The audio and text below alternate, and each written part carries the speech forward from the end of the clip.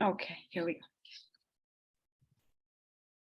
So welcome everyone to this webinar. It's going to be the very first one of 2023. So it's really nice to see you all and welcome back for this first webinar.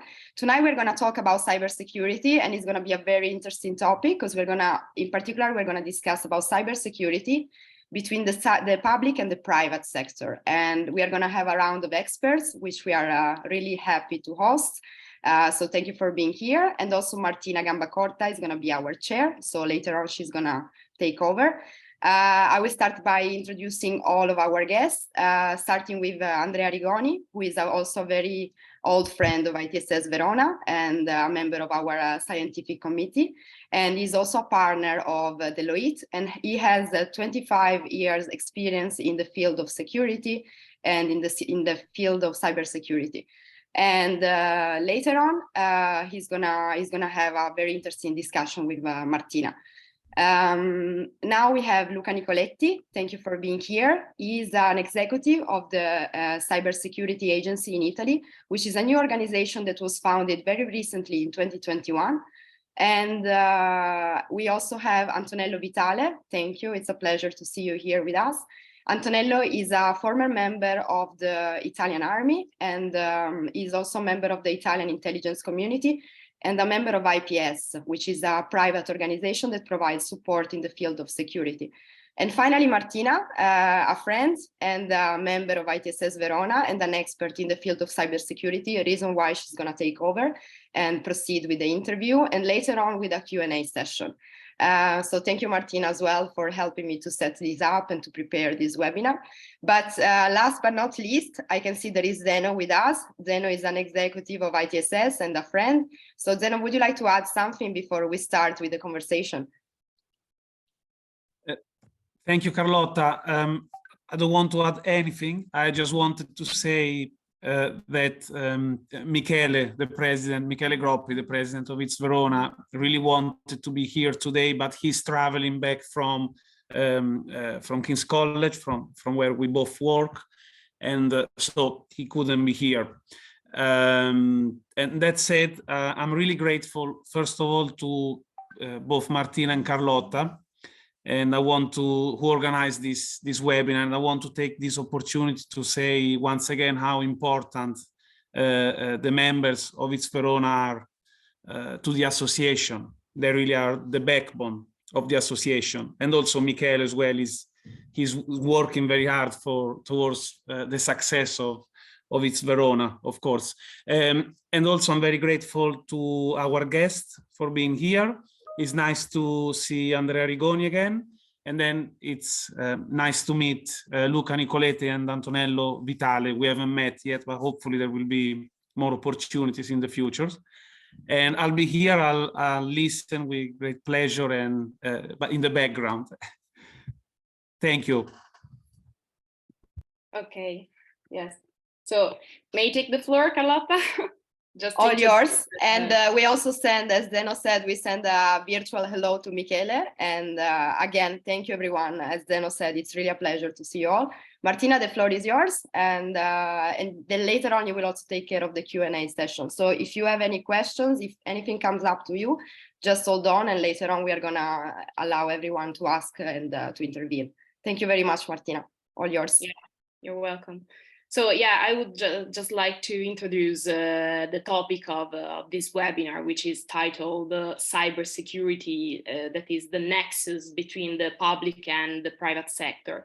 So basically, when developing the idea at the basis of this webinar, my first consideration was that cybersecurity as the practice of protecting systems, networks, and programs from digital attacks requires a strong but complex relationship between the public and the private sector.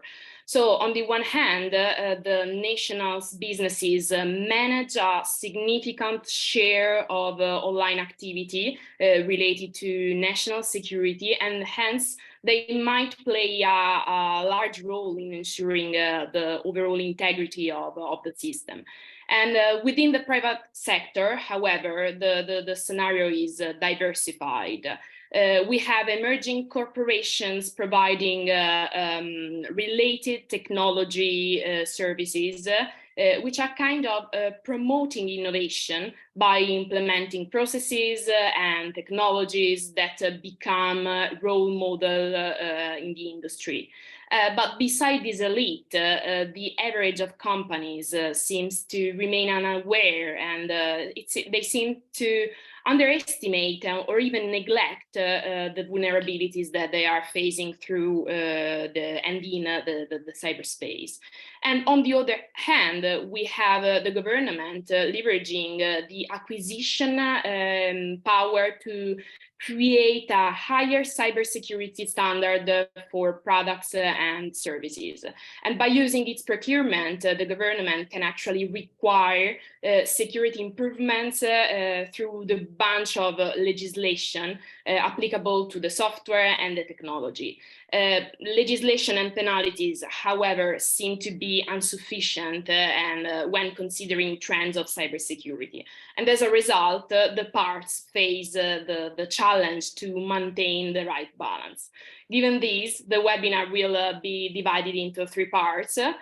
First of all, we will have Dr. Antonello Vitale, who will present the complexity of the cyber threats, which highlight the main reasons why the public and the private sector are somehow equally concerned when shaping a national cybersecurity strategy. And after that, we will enter the scene of the nexus between the public and the private sector with Dr. Luca Nicoletti, which is actually the representative of the public strategic action in defining and implementing cybersecurity measures. And finally, we will listen to Dr. Andrea Rigoni, who will bring the point of view of the private sector while pursuing and promoting compliance to the legislation and leading innovation.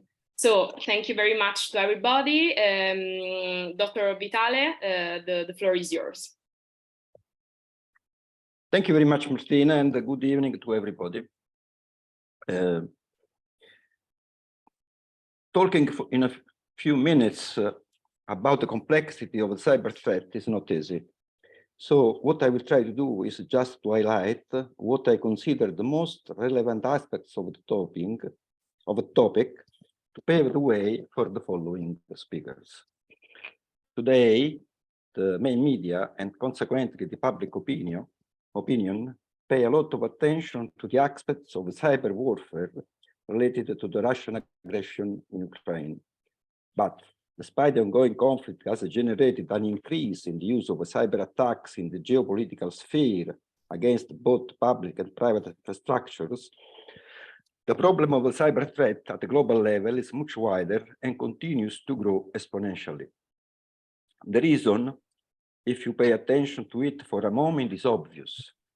The number of people who use the internet and social media is constantly growing, and at the same time, the number of data in the net follows the same logic. I give you some info to fix this point.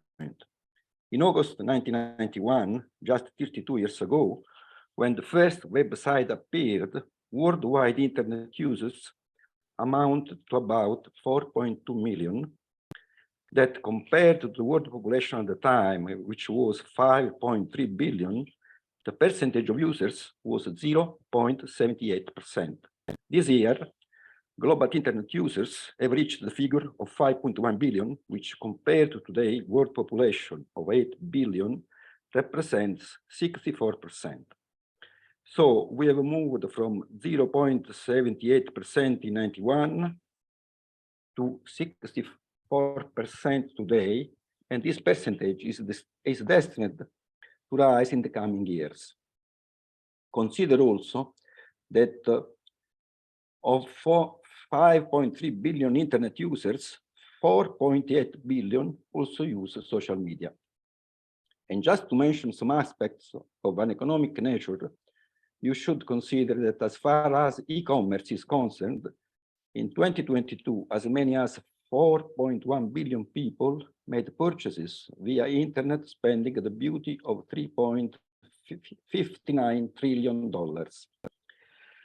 In this context, making a quick reference to big data, the volume of data created, taken, copied, and used worldwide in 2021 amounted to 79 zettabytes, with a forecast that 181 zettabytes will be reached by 2025. Thanks to the expansion of the digitization, the IoT, Internet of Things, and smart cities. Now I think you know that 1 zettabyte corresponds to 1 trillion gigabytes. So imagine that bottomless of information is contained in so-called cyberspace, and a large amount of this information is sensitive, private, and of high value. Add to this, the network is now essential for everyday life. Essential services, both public and private, are provided and governed through the network. Sensitive infrastructures of strategic interest work thanks to the network. Public administrations uses the network.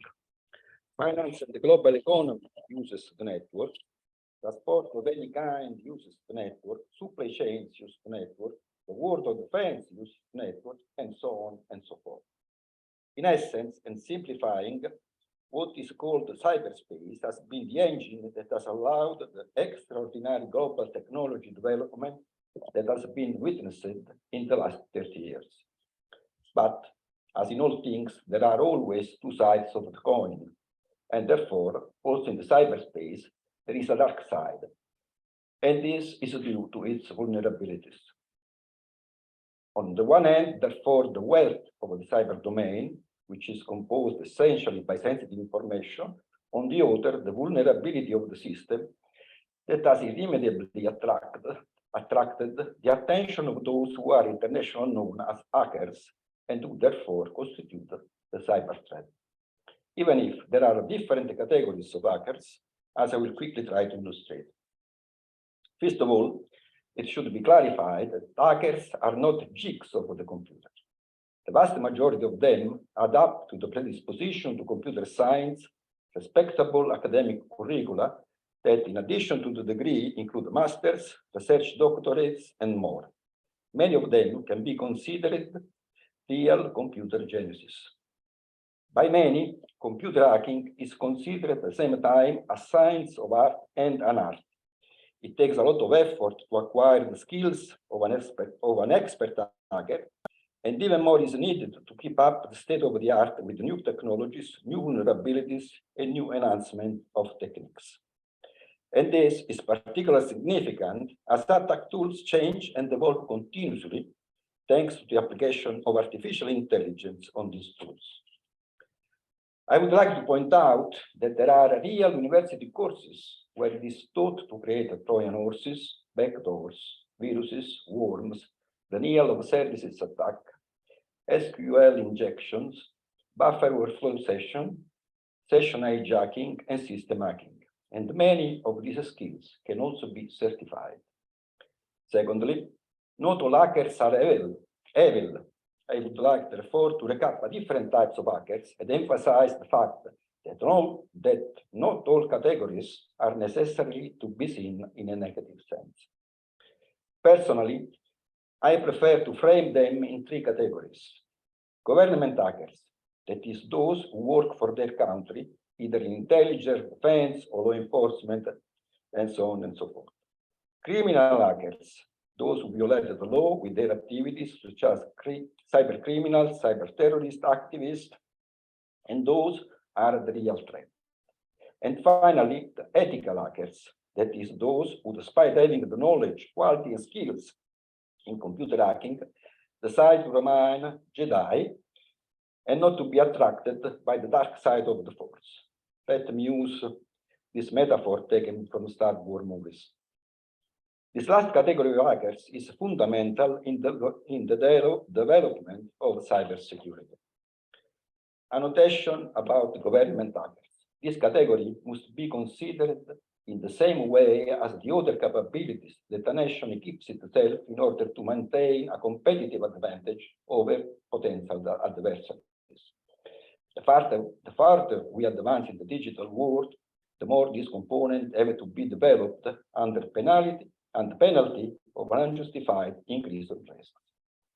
A separate discussion deserves the state-sponsored hacker groups, that are the groups of hackers normally belonging to the criminal category that for money put themselves at the service of states to conduct cyber espionage or cyber warfare activities against adversary states. In this case, the principal wants to try to remain anonymous, even if over time, several groups of hackers are now characterized as instigators of certain states. That said, who should a country like Italy defend itself against? Even here, in my view, there are more levels, even if the techniques of conduct of a cyber attack can be the same. The first level is certainly that of defense in the context of the so-called cyber warfare, which today is one of the most important components of the concept of hybrid warfare. At this level, must also be included the spyware activities that some nations can conduct to acquire military, industrial, and other secrets. This level also includes the threat of cyber terrorism. The defense and response to this threat can only be governmental. At the second level, the most dangerous in terms of quantity and quality, there are international criminal groups of hackers whose essential purpose is to make money. This threat can affect both public and private sectors, and in the latter case, we are dealing with private entities with large turnovers. Obviously, defense involves both the public and private sectors. A very important role is also played by the law enforcement apparatus. The third level includes smaller groups of criminal hackers and lone wolves. The goal of this threat is also to make money. Typically, it concerns minor targets, sometimes even individual users. The response to this type of threat concerns everyone, and also in this case, as in the following, an important role is played by the law enforcement. The fourth level concerns the so-called activists. This category of hackers usually fight for human rights, and like the activists make turmoil in the street to protest, the activists do the same on the net. Normally, the activist attacks are brought against public and very large private enterprise. Lately, also in Italy, there have been attacks made by activists that sympathize for the Russian regime. As I said before, regardless of who carries out the attack, and with the necessary distinctions regarding the complexity and the ability to carry it out, the modalities would be the same for the four levels I mentioned.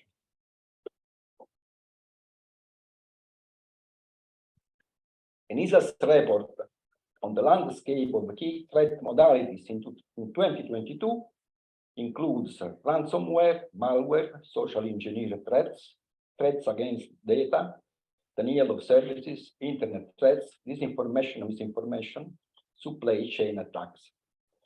I do not have time to elaborate further on these modalities, and I refer to the ENISA report for those interested in deepening. I just give you some info that can make you reflect on the global occurrence of cyber threats. Sunday, while preparing these notes, I consulted 2 real-time maps of cyber incidents in the world detected by their network.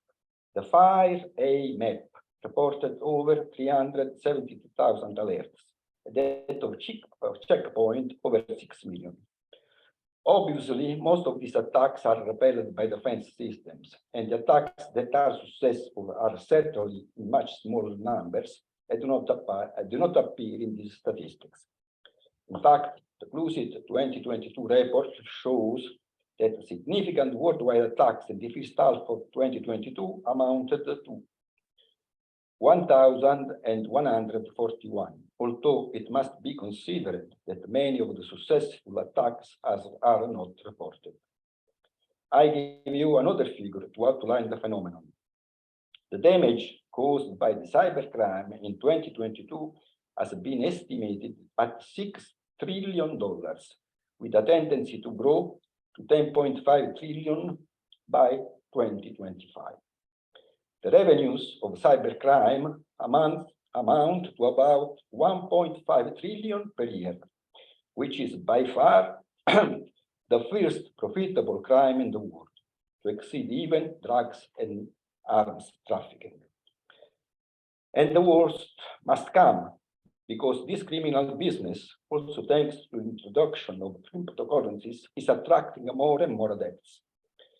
The estimate for 2023 is that 33 billion accounts will be breached. It is also estimated that 70% of small and medium-sized businesses worldwide are completely unprepared for cyber attacks, while 88% of professional hackers are able to infiltrate an organization in 12 hours. To finish the topic, a quick rundown on important known cyber attacks that have occurred since 2010, just to highlight the number of people involved. In 2011, an attack on Sony's PlayStation network compromised the personal information of 77 million users. In 2013, a US retail chain had the credit card data of 110 million customers stolen. In 2014, a cyber attack on the Marriott chain compromised the data of 339 million customers, including credit cards and personal identity documents. Always in 2014, an attack on Yahoo compromised 500 million accounts. Always on 2014 in America, one of the largest retailers in the home improvement sector had the credit card data of 56 million customers stolen. 2015, one of the largest US medical insurers reported the potential theft of the personal information of about 80 million citizens. 2017, the UK National Health Service suffered a heavy ransomware attack that caused the paralysis of the national health system in England and Scotland. Also in 2017, a global ransomware attack called WannaCry hit over 200,000 computers in 150 different nations. 2021, in what is called RockU 2021, 8.4 million stolen passwords were made public. In Italy, there was a ransomware attack on Geox and Enel in 2020. Same year, ENAC also was hit. 2021, the San Giovanni Hospital in Rome, the CIA, and the company San Carlo were also hit. That said, it should be noted that 2022 for Italy was an annus horribilis. This definition was made by the Sole 24 Ore. The newspaper highlights that in 2022 there was a 158% increase in attacks compared to the previous year. As of December 27 last year, more than 12,000 attacks were detected, where alerts were more than 300 per day. The vast majority of these attacks are to be ascribed to cybercrime in second place, but very detached to the episodes of cyber warfare related to the war in Ukraine and cyber espionage, and finally the attacks of the so-called activists. I stop here. On the cyber threat, there will be much more to say and many aspects to deepen, but I hope that my brief intervention has served to outline the complexity and scope of the cyber threat that really should concern anyone connected to the network and for any reasons. And paradoxically, even those who are not directly connected are still subject to the threat because most of their data are on the network anyway. Therefore, you can imagine how huge and difficult is the task of who should take care of the cyber defense and cyber security, starting from the National Cyber Agency. Martina, I give you back the floor. Thank you all for the attention. Yes, thank you very much. I mean, as anticipated before, the need for the presentation of the cyber threat scenario was very crucial for the following contributions, for the following speeches, in that these provide the reasons why the nation needs specific institutions and specific actors in the private field to address cybersecurity. And so, given these, I would like to leave the floor to Dr. Luca Nicoletti, who will mainly discuss one of the documents provided by the Italian Agency for Cybersecurity concerning the implementation plan of measures for the strategy of for the national cybersecurity strategy. And with this concern, I selected two measures which are actually which I have identified within the document, and which I will write it down on the chat, which will be, and I would like Dr. Luca Nicoletti to put a particular focus on them, and which somehow tackle and address the main points that Dr. Antonello Vitale has told to you in the frame of the cyber threat scenario. So, Dr. Luca Nicoletti, concerning these two measures, my main question would be, taking in mind that the roles and the tasks that the Italian Agency for Cybersecurity has acquired in the last 2 years, what is the relationship between the private and the public sector? The floor is yours. Okay, Martina, thank you very much for this introduction. Thank you for having invited me here in this wonderful meeting today, and for giving me the opportunity of describing what our agency, our newborn agency is, and to discuss with you about these measures that you have written here on the chat. If you wish, I could show you some slides. I didn't imagine to use some slides, but listening to the questions and to what Antonello Vitale just told us, maybe it could be useful if I help myself with a couple of slides, if it's not a problem for you. Yes, of course, it's not a problem. You're more than welcome. Okay, so I try to share screen very fastly. Yeah, you have the time. This is, okay, no, I cannot share the screen, so no problem. I don't use slides. Oh, probably it's a question of Hans. Let's try Carlotta to provide him with the. Yeah, I'm trying. But anyway, I start first of all saying that okay, considering it's okay, yes. Luca. Go ahead if you want. Thank you so much. Okay, yes. So can you see my slides? Yes, of course. Thank you. Okay, thank you very much. So, first of all, this is a very important picture from our point of view, just to tackle all of the problems that were described in the previous presentation. That let me say are very, very problematic. I would say the scenario that we are facing is the one that have been described. Is a very challenging scenario, something that we need to face and we need to understand in order to figure out how to solve the many problems that have been raised. So we decided starting 4 years ago to reorganize the institutional cyber architecture in Italy.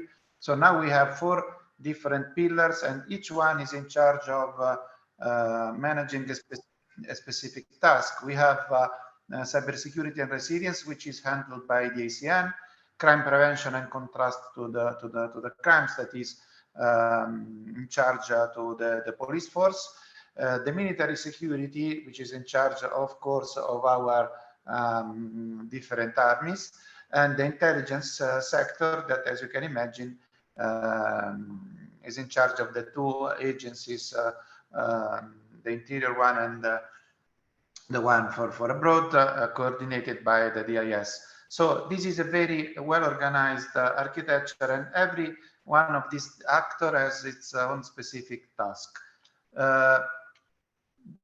There is, let me say, some sort of governing framework that we use in order to align and to keep all of the different actors on the same page and to do things in a very coordinated and organized way. But what is important is that we have centralize in a single body, in a single actor, that is the ACN, a very different and a very wide number of functions that you can see listed on this slide. And this, from our point of view, is very, very important, because we have a single body that has, let me say, a wide landscape vision on all the different things and all of the different challenges that we are facing. And this enables us to adopt, let me say, a sort of holistic approach, managing things, hopefully, this is what we are trying to do, in a way that multiplies the values and the impact that we can reach. So, as you can see, on the left side, we manage with resilience. So we have our computer incident response team, the XIRT Italy. We have the technological screening functions in the CVCN, which is the National Evaluation Center for Technology. And we have the cyber crisis management. All of these functionalities are inside our agency, as they work together in order to foster the impact that we can have. On the top side of this slide, you see all what is related to strategy. So we have a cybersecurity strategy that we have issued last May. We have two different laws that together built up the perimeter for cybersecurity. We have the National Cybersecurity Cell hosted by the agency, and going to the right, we move towards education and training. So all of this stuff are in charge of the agency. You can imagine that putting together everything, we can have a better, let me say, understanding of the phenomena, and a better planning of how to do and to move forward. Last but not least, I would say that this is the most important thing, at least from my perspective, that we do here at the agency, is to try to achieve some sort of strategic autonomy. We have a problem here in Europe. We have abandoned for more than 30 years a technological sector.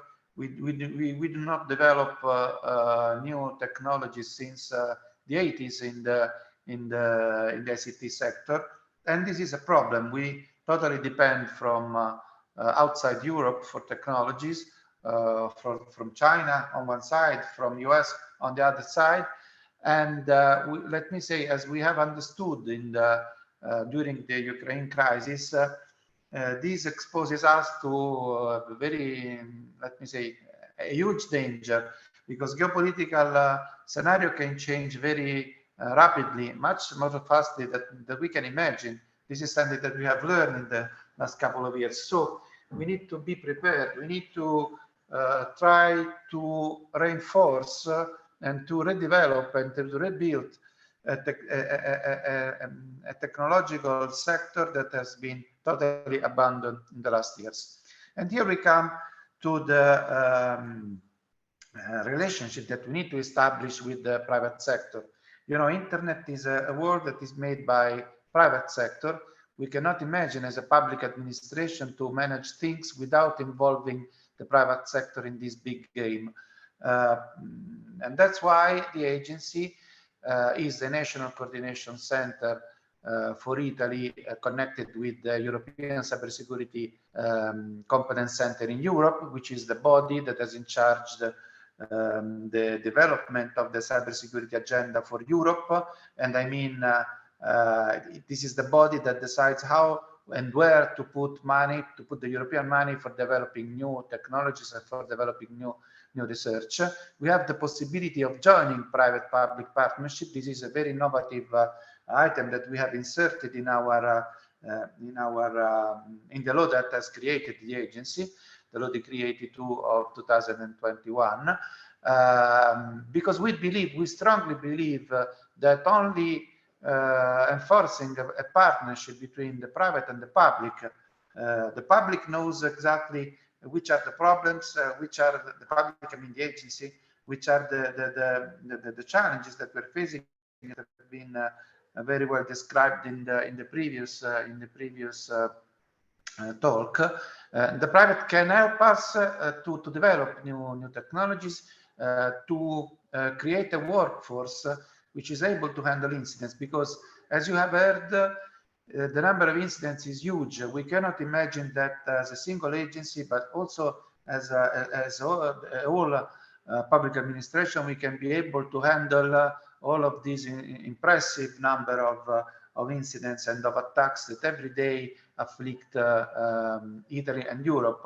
We estimate that every day we have around 3,000 incidents in Italy. You know, it's impossible, as you can understand, to handle simultaneously all of these incidents by a public administration. So we need to involve once more the private sector in this game.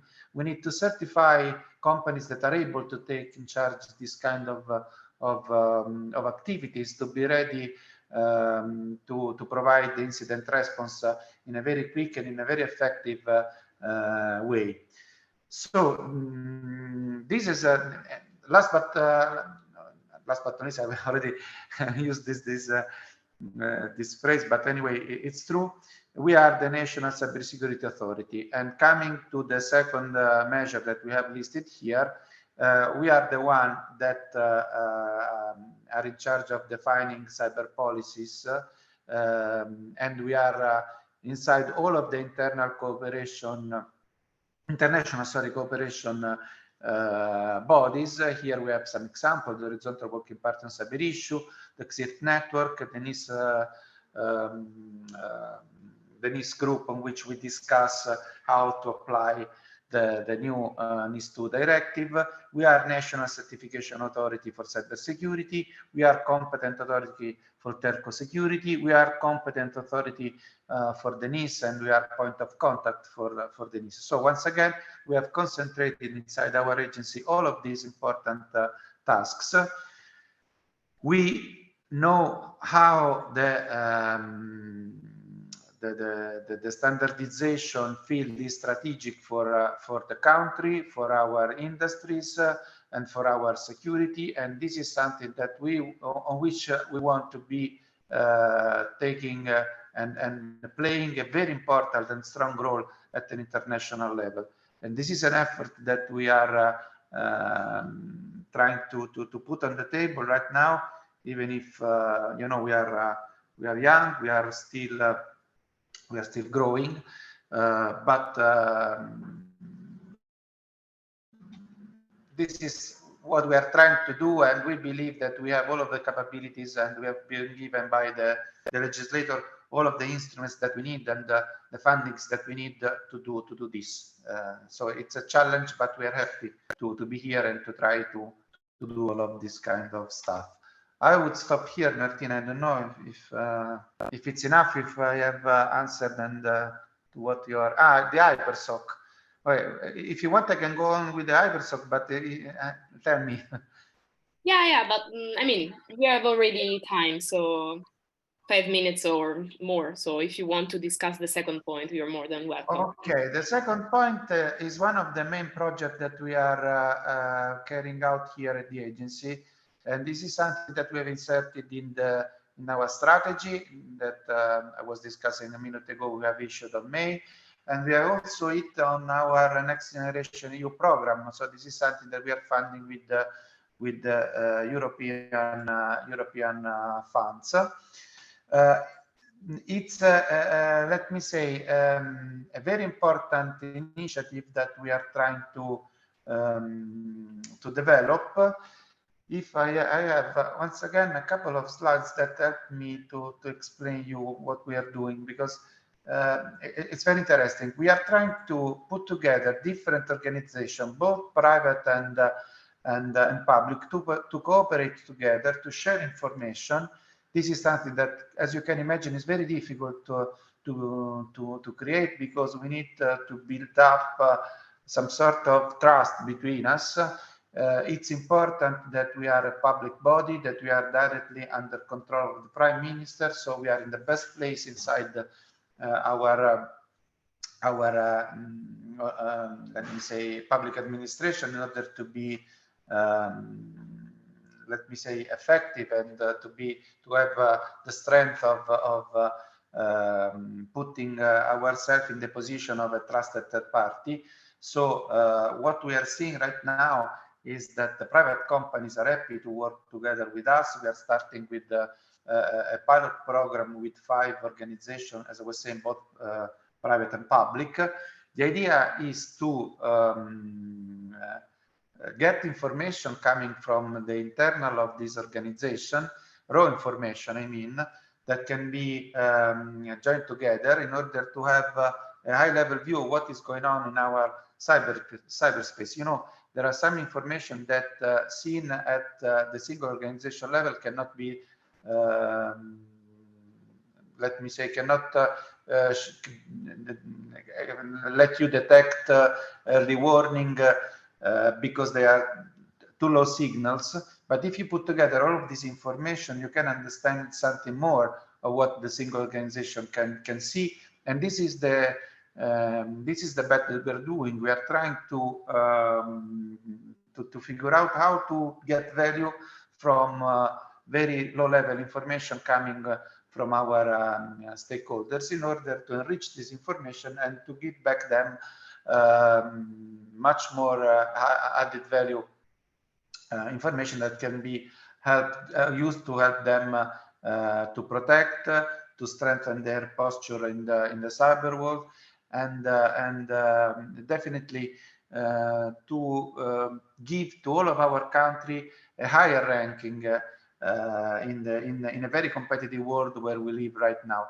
You know, a safe country, a country in which the cyberspace is considered to be a good place on which to invest, is a country that attracts investors, attracts new companies, new jobs, and hopefully also people that has gone abroad looking for a better future, looking for better opportunities for working and for developing themselves, can find attractive to come back to Italy. This is another challenge that we have very clear in mind. We want to let people to create an ecosystem, to create let me say the possibility for people to come back to work in Italy, to come back with their experiences, with their capabilities, with what they have learned abroad, maybe in the Silicon Valley or another important place where to work and where to develop technologies. So, and the HyperSOC is one of the first projects on which we are investing.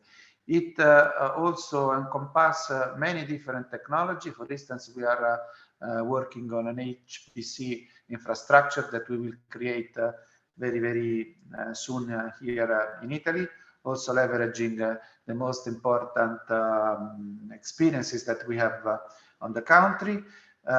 We will use artificial intelligence also in this game. Artificial intelligence is one of the fields in which we want to invest. It's a very tricky, let me say, technology for many reasons that you can easily imagine. But this is something in which we will invest. This is something that we must face, we must understand very well, because it is the future. It is something that we need to understand very, very well in order to handle it, in order to manage the new challenges that these technologies are let me say, are providing to us. Thank you. That's it. I don't know. Yeah, no, thank you. Sorry, I didn't have the slides because I was not ready. But anyway, it's, no, I think don't that worry. Actually, okay.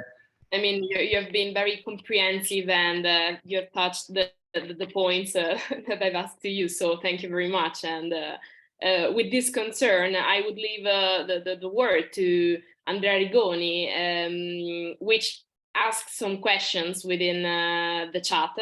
So I will add mine, and this is, I would like you to comment the same technical measures that Dr. Luca Nicoletti has discussed in order to provide a point of view of the private sector. So how the private sector works and coordinates with the public one with concern of those technical measures. And then you will answer all the other questions.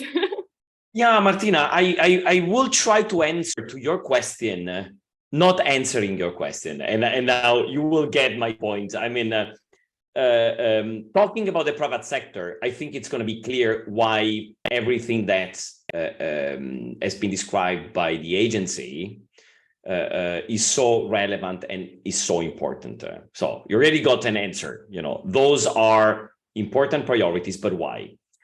First of all, when we talk about the private sector, we try to think that there's the public, and then on the other side, there's the private. When it comes to the digital cyberspace, who cares about the ownership of an infrastructure? I mean, if we talk about a critical service, now it's true that in Italy, differently from other countries, the majority of the critical services are delivered by private companies, but we still have private companies that are controlled by the Ministry of Economy through Cassa Depositi e Prestiti, for example. You have other countries where most of the infrastructures are still owned and controlled by the government. But at the end, if you look when it comes to, you know, to the digital space, a website is a website. It doesn't matter if it's owned by the oil and gas company that is owned by the government, or is owned by a fund, or is publicly stocked. So first of all, as you see in the European legislation, the focus is moving to essential services, to critical functions, things that are important for citizens, things that are important for running a country, things that are important for, you know, the economy, for international competition. If we use this perspective, we understand that the mandate of a government when it comes, you know, to cybersecurity embraces by definition both the public and the private side. And it's a difficult mandate. And it's a difficult mandate because, you know, it's easy.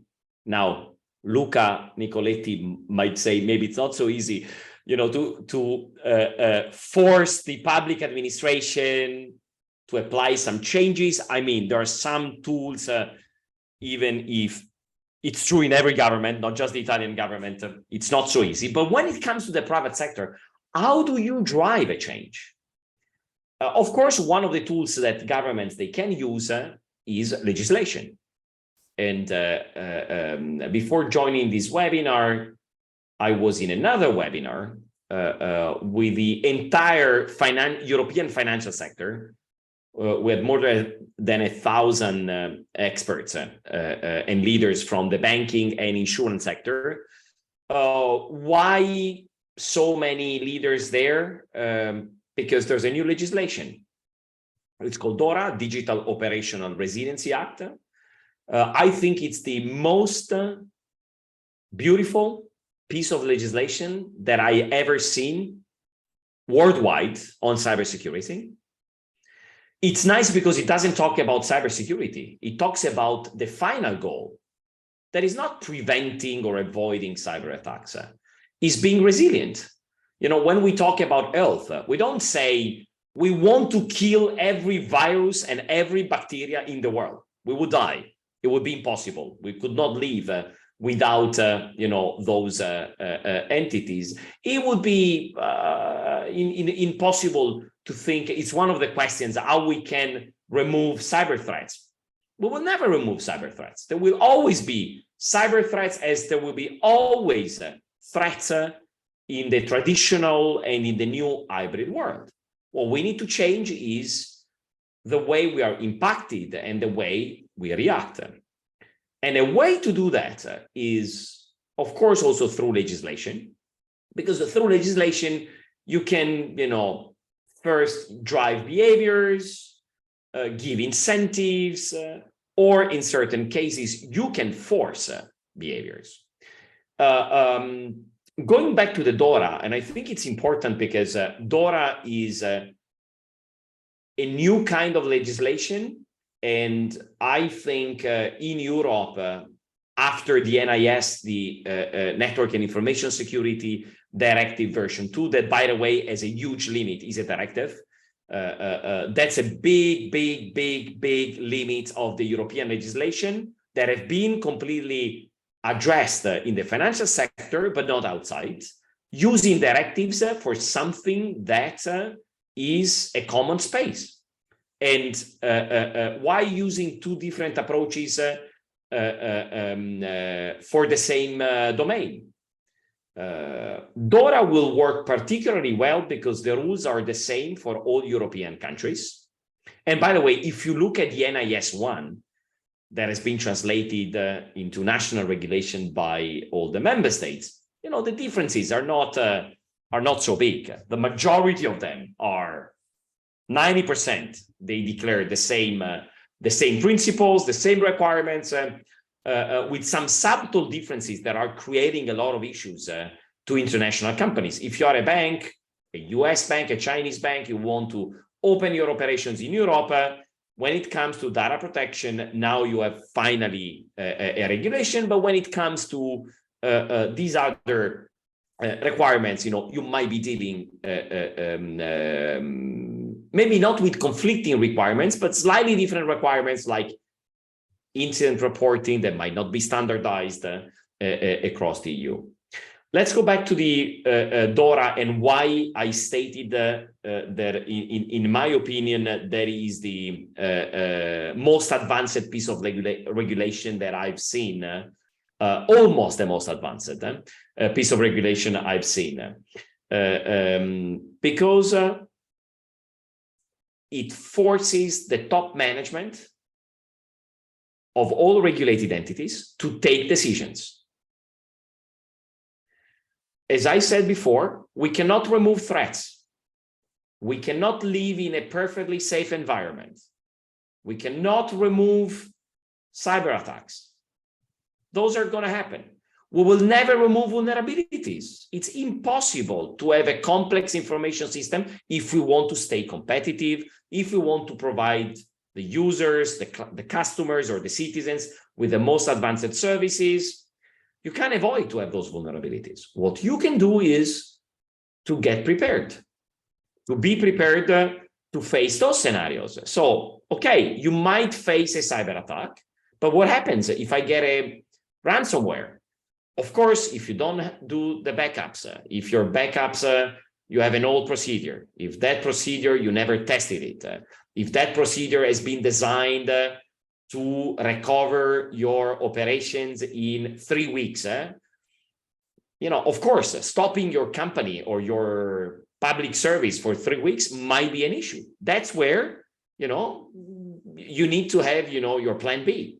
What do I do if I get a ransomware? All my critical systems are going to be affected.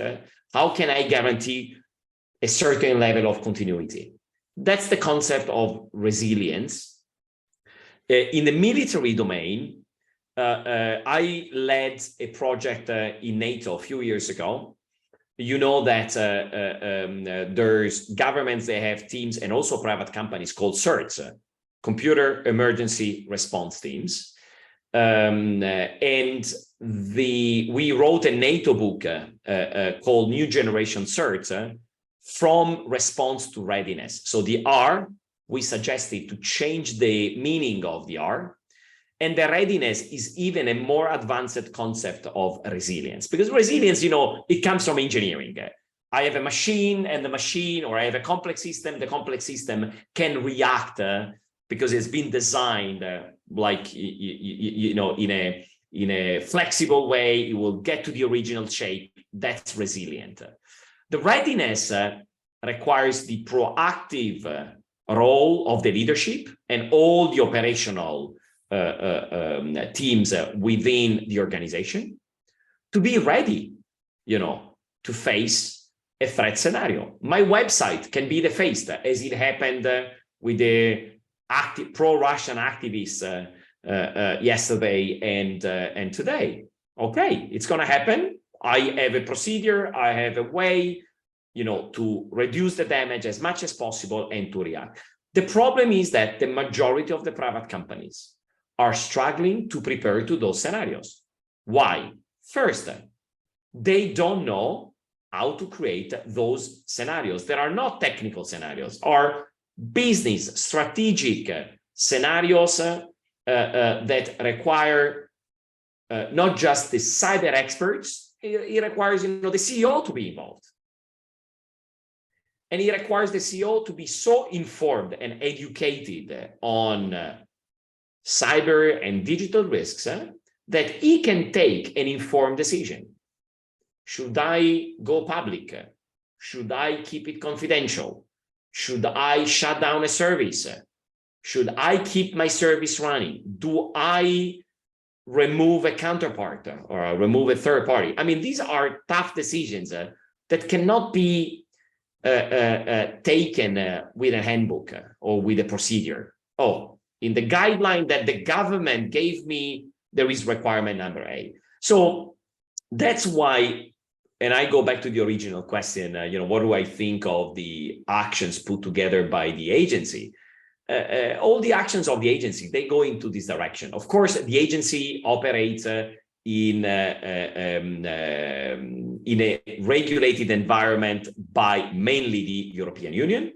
But based on that regulation, the initiatives that as Italy were developing, they just go into this direction, enabling, and Luca said it, I couldn't say it better than Luca, enabling the information both in the public entities and in the private companies, enabling the understanding of the threat, as threats will be there, but based on these initiatives, companies will learn about the threats when there's time to prepare, not when it's too late.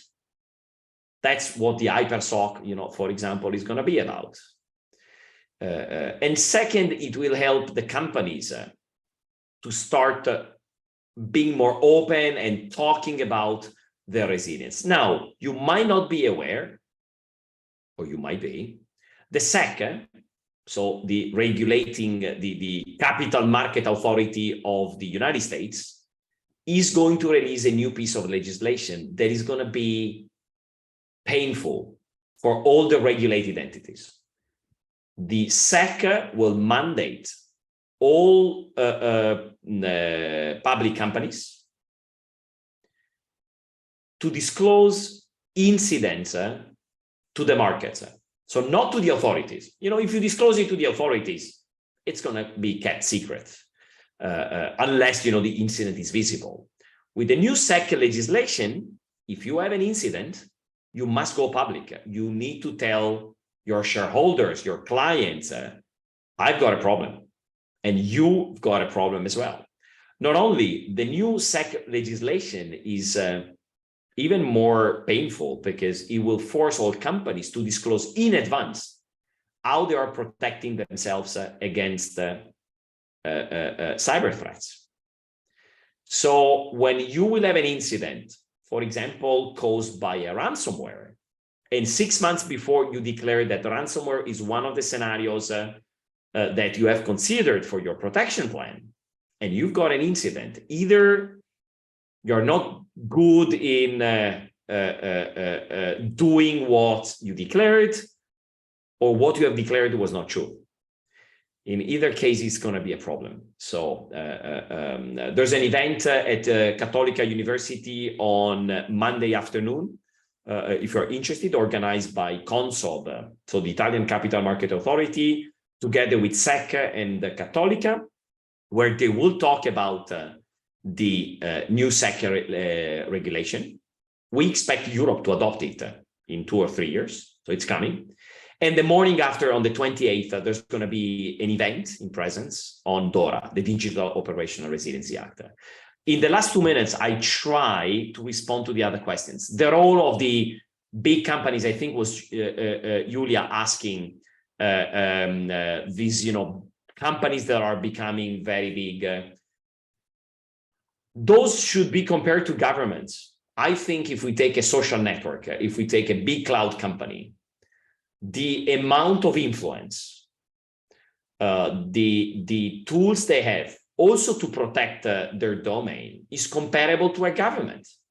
You might recall when a few years ago, Mr. Atmos, the chief security officer of Facebook, made declarations against the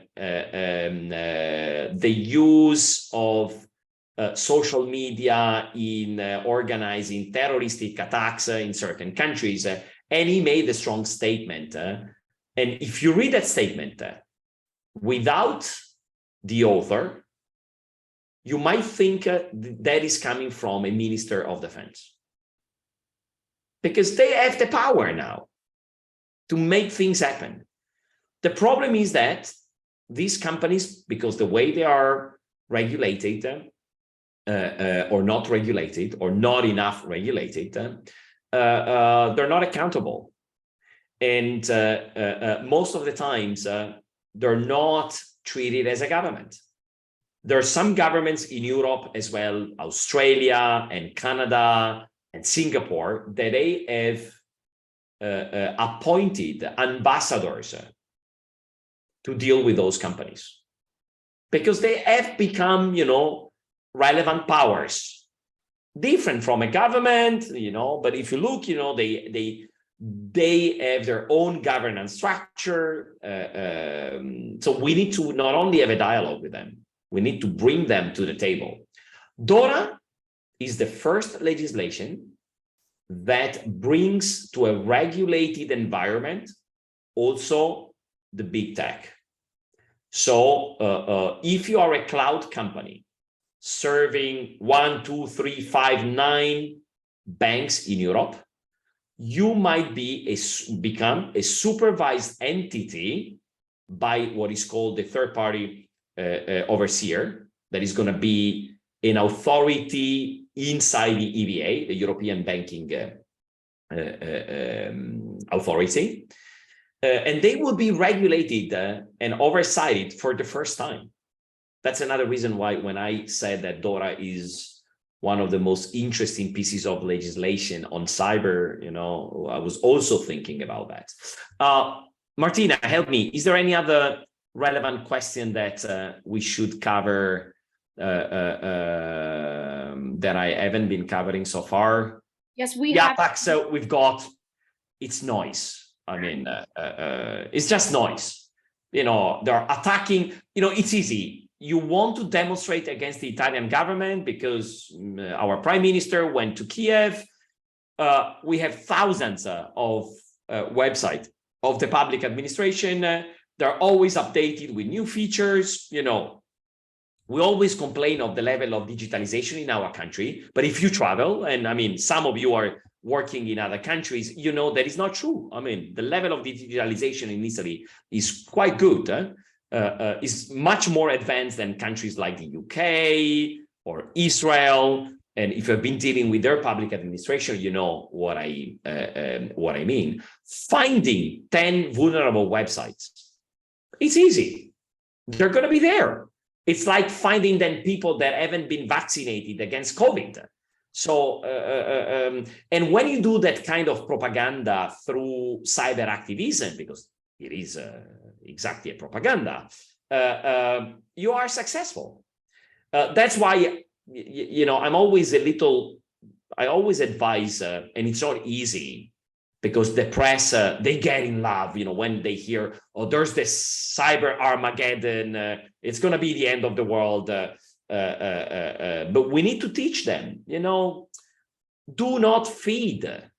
It's like ISIS, the strategy of ISIS. The strategy of ISIS at the end was fed by the West, also through the visibility we were giving to them. And the same is for this kind of attacks. But there's a very positive side of what's happening.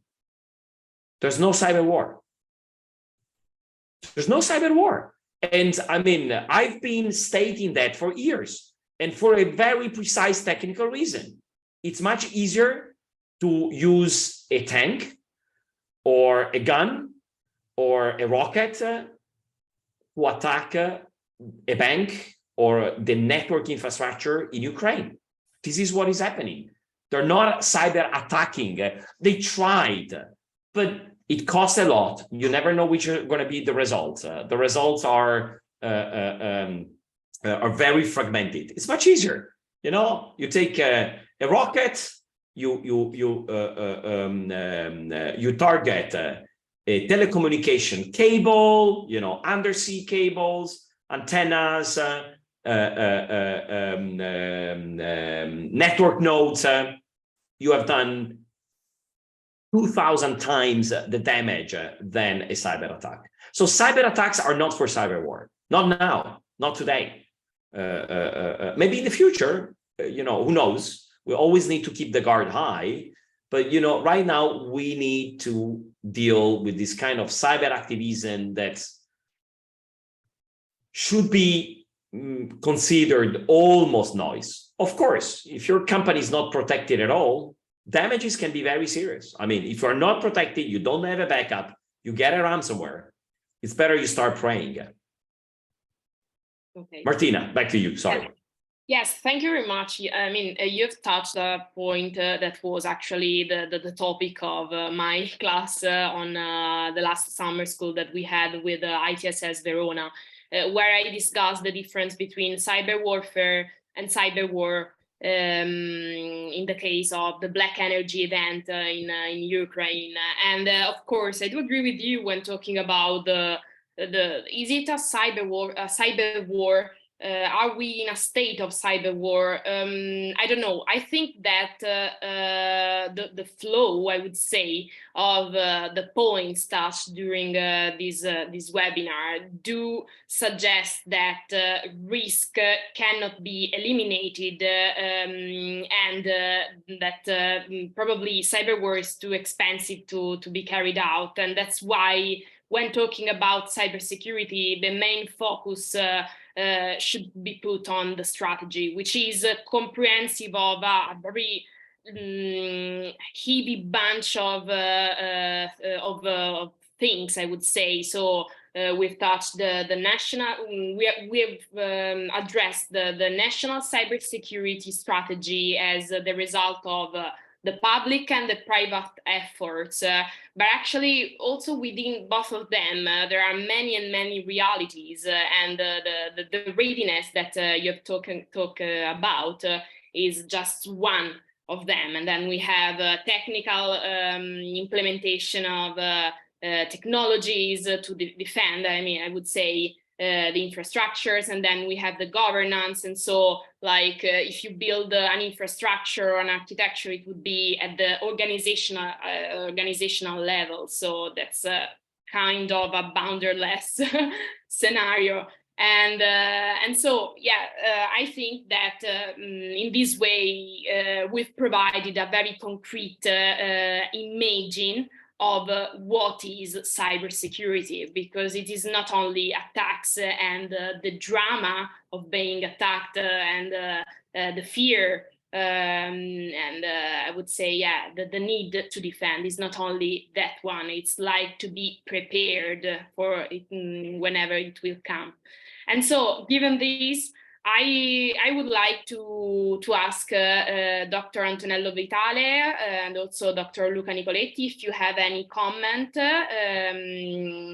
I have here two more questions. I don't know if you had the chance to read them, or if you have, I mean, anything to say. From my side, just a reinforcement of what Andrea was saying about the fact that the threat cannot be eliminated. And despite the fact that there is now a discipline which is called cyber threat intelligence, who tries to understand the procedure, the tactics, and modalities that is using to conduct attack. The change of technique of attack is so rapid that is almost impossible to prevent it. Today, there is malware as a service. So this is also why a lot of people now are entering in this kind of crime, because you have the possibility to buy or to use malware that are in the dark side, in the dark web, and then modify it. I remember there was an ENISA report last year that was saying, if I well remember, that there are perhaps thousands of versions of malware that are produced every day. So you can imagine that it's almost impossible to create a wall against this kind of threat. So the only possibility you have is to prevent the damage and be ready to put everything is necessary to establish the operation after an attack. That's all from my side. Okay, and so I don't know, Dr. Luca Nicoletti, if you want to add something else. Yes, I have a couple of more things that I could add to what Andrea and Dr. Vitale just said. Yeah, for sure, we cannot prevent attacks. We will always have attacks, and we expect the number of attacks and the intensity of the attacks to grow in the coming years, because it's a natural evolution of our world. What we can do is to be as prepared as we can, to strengthen resilience, to do all of the kind of stuff that I have described you in my talk that we are trying to do. But there is one more thing that we didn't touch during this interesting meeting today, that is the workforce. We miss tons of guys working on this sector. There is a lack of competencies that is huge. That is maybe one of the most important and relevant problems that we are facing right now. And this is another direction towards we are moving, and we are trying to do something. We are working for creating new competencies here in Italy, to bring back competencies that have gone abroad. With the university, we have the problem that it's not possible in a short amount of time to increase the number of people that are produced by the university, because there are structural problems that prevent us to do that. What we can do, and what is from our observatory quite needed by the companies in Italy, is to create a middle-level workforce. You know, not everybody can be a general. We also need people that do less, let me say, relevant works, but that are important as well, and sometimes much more important. So this is one. The first thing that I want to say: we need more people. We need to help our young people to go towards this kind of career. And not to tell about the gender balance problem. I don't want to go into that, but all of us, we know that there is a huge problem, but I don't want to talk about that right now.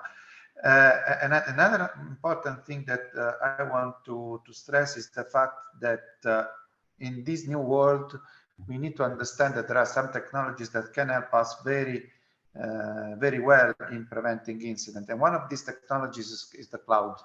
Cloud is a big opportunity. We need to foster the adoption of cloud in our public administration and in our companies. For sure, which kind of cloud is a good question, but I think it's a matter for another meeting, because the time is running, it's late, and I don't want to bore you. But one thing on which we should put some attention is also the infrastructure that we use, and also asking ourselves if it is good to have proprietary infrastructure into small companies, into small administration, or if it's not better to put together these efforts, to put together these resources for instance, the PSN, the Italian PSN, Polo Strategico Nazionale, is from, at least from our perspective, a good example of how to put together resources and infrastructure in order to improve the resiliency of the overall system. But this is something I would like to put on the table for another maybe meeting. Yeah, I think thank you very much for to all of you. And I think that we will have the opportunity of sure, because during summer we are launching our second edition of the summer school, and I can definitely announce it because there will be an entire cyber track on which me and Julia will work on. So, but you are the first one to know this, and all the people who will listen to this webinar. So this is, I think, also the proof that talking about cybersecurity and try to make the younger, so the students, as sensitive as possible to the topic is one of our aim, I would say. And so we are trying to, I mean, lead the scene on the topic. And so, given this, I think that we are at the very end. And before leaving the word to Carlotta, I would like to thank you to all of you, because in this way we are truly, I would say, leading our main issue, pursuing our main mission. Which is to be as much as possible into experts from all the sides. So since now we have established a lot of partnership with both the public and the private sector. I could actually mention only the United Nations and the Department of State of American State. And so you are actually you have contributed to our continuous debate.